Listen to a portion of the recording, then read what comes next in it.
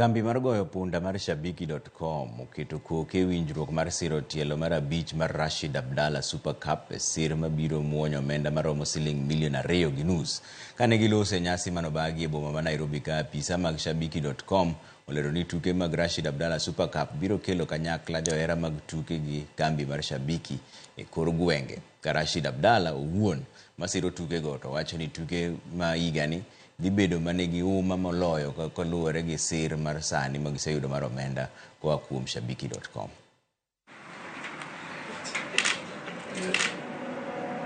Kumbuka katika tournament hii tunazungumzia kuhusu masuala ya utamaduni.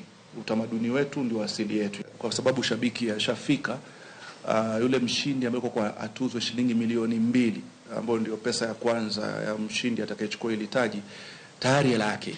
Kwa sababu kama tushapata 2.5 inamaanisha Shabiki watasema hii tunaizungumzia kama. Tuendelee tu kufanya hivyo, na sisi tulivyosema tunaanza na Coast Mombasa na tutaenda Nyanza, tutaenda upande wa Nyeri, tutazunguka nchi mzima. You ask why is Shabiki here with the Rashid Abdalla Super Cup? It is because it is on its 5th edition. We have not had any controversy around accountability.